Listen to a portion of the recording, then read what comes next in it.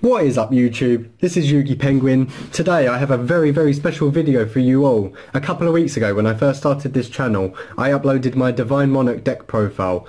I've had over 3,000 views on it, and it's actually, you know, kind of unbelievable. But this is actually one of my best decks. It's anti-meta, it's original. Hopefully no one else has actually done this deck before. Hopefully I'm actually one of the first, which is why it got so much attention. But because it's an updated deck profile, I have taken out a load of cards. I've been playing about with other cards, not in that way. I don't mean playing with cards. You know what I'm talking about. This is a children's card game, god damn it.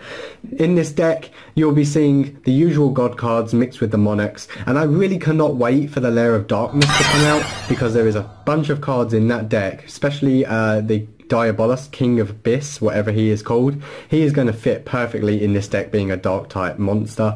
To be honest, a few things have changed since I've actually been playing this deck. I now run Erebus at 2. I was running him at 3 in the other video. Please ignore the last video. It's doing very well. I want to get as many views as that last video on this video, if you don't mind.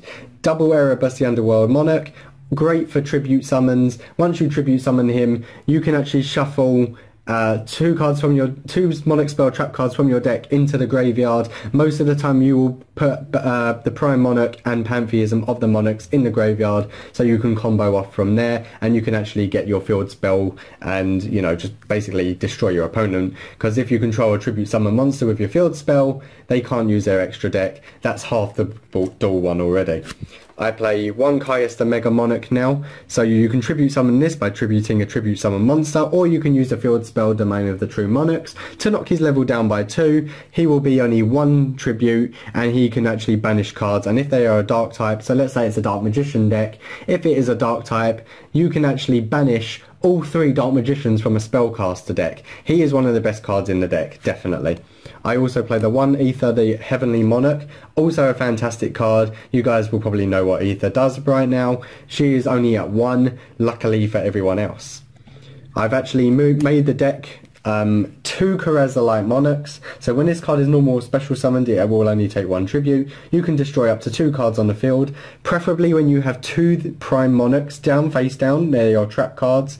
They actually combo off from the graveyard nicely, and you can destroy each of them on your field. Your opponent will be confused as to why you do that, but you can actually draw 1 card for each, so you're actually delving in deeper into your deck and getting the cards that you want. This is an automatic deck shutdown. You want to play this deck at first turn. You want to face your opponent first turn, okay? So if your opponent picks you to go first, you are onto a winner. If Vanity's Fiend and Domain of the True Monarchs is in your hand straight away, I will show you combos at the end that you can play to make this deck the best it can be. Hopefully you can use this as a guideline. Also, I do not play an extra deck. Please do not play an extra deck, because your deck will not work. And I mean, your side deck is up to personal preference. I just don't play one. Triple Edea, the Heavenly Squire. Edea, along with triple Eidos, the Underworld Squire, basically. They are your key monsters to the deck. Obviously, I showed you in the last one what they do. I also, you know, these are for when you control no monsters. I play double Linkslayer and Kaiser Vorse Raider. Basically, when you control no monsters, you can special summon these cards. And then you can just normal summon at the same time. So if you bring out Edea along with Kaiser Vorse Raider and have Eidos on the field, you're welcome to have another tribute with Eidos' effect, and that means you can bring out Obelisk the Tormentor immediately. Which leads me to my next point of the God Engine. I play triple Ra's Disciple.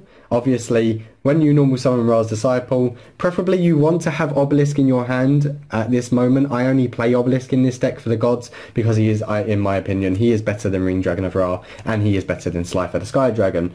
So once you bring out Ra's Disciple, you can special summon up to 2 more, and then obviously if you bring cards out like Card Advance, which I will show you, you actually get another tribute and normal summon or set, so you can bring out Obelisk.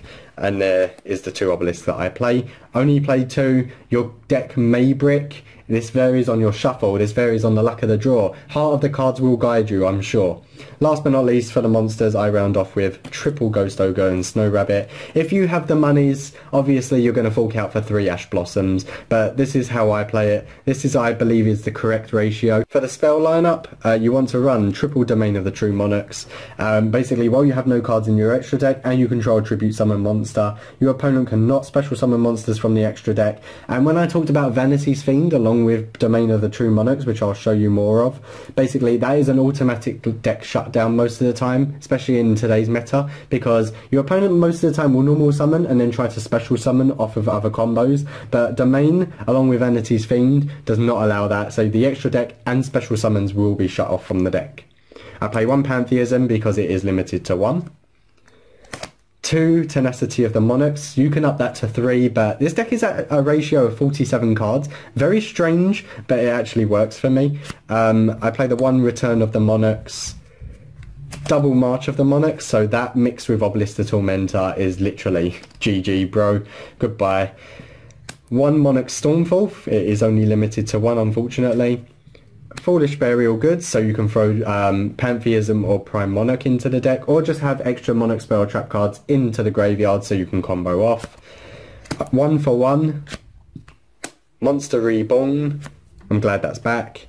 Here's Card Advance. So this is a card that people are not really familiar with. So Card Advance, basically you can look at the top 5 cards of your deck, place them in top of your deck in any order you want, and then you can tribute summon 1 monster in addition to your normal summoner set. So you could bring out Linkslayer with a special summon, normal summon Edea, and then special summon Eidos from your deck using Edea's effect, using Card Advance also on top of a normal summon. You basically get almost like 2 to 3 summons that turn, so it's a fantastic card. Rounding off to my trap cards now, 3 Prime Monarchs, which you definitely need in the deck. This card is up to you. The first Monarch, so basically you can special summon this card as an effect monster and it will be 2400 defense. You can also discard 1 card from your hand basically, and it can be used as 2 tributes, and you can choose the attribute for the monster. I usually just choose Divine because I want to bring out Obelisk the Tormentor, so he would work as 2 tributes, and then you would have your other monster to tribute off, unless you have Monarch Stormforth, in which you could actually just use your opponent's monster and you will bring out Obelisk that way. I play the Monarchs Erupt. I am upping this card to 2, so please, if you see this card, please put it on 2, because that will actually negate face-up monsters' effects on the field. And last but not least, I run the Solemn Engine, without judgment obviously. I play 2 Solemn Strikes, and I play the 1 Solemn Warning.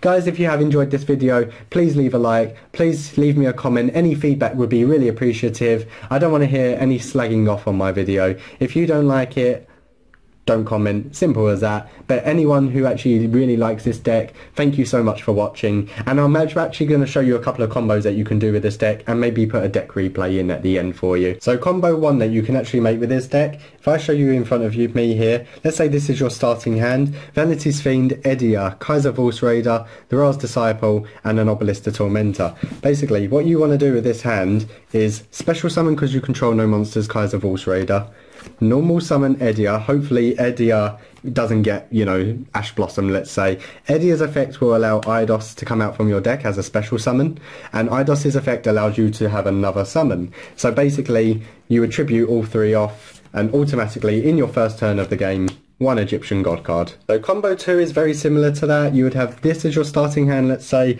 So if you always get Domain and Vanity's Fiend and a Kaiser Vorse Raider, you've actually got a really very strong first turn go, and your opponent can actually fall beneath you with this deck. So if I show you very quickly what you can do, you can play special summon the Kaiser Vorse Raider. You can play Domain in the top corner there, so that's your field spell. You can tribute off Kaiser Vorse Raider, bring down Vanity's Fiend, and that is deck lockdown. So you cannot special summon monsters, and you cannot use the extra deck. Well, your opponent can't anyway. So that's what I call deck lockdown with just those 2. Okay guys, apologies for not explaining the deck profile properly. Hopefully this Yu-Gi-Oh replay will actually show you how good the deck really is. As you can see, that is a first turn Obelisk, and my opponent kind of struggles from here on out. Please enjoy the video.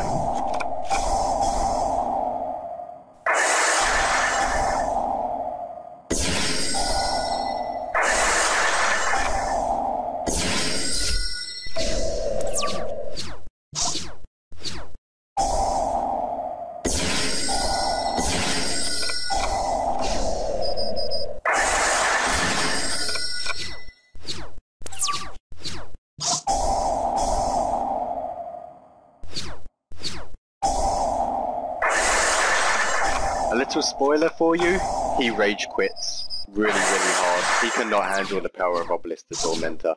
See you in the next one, guys.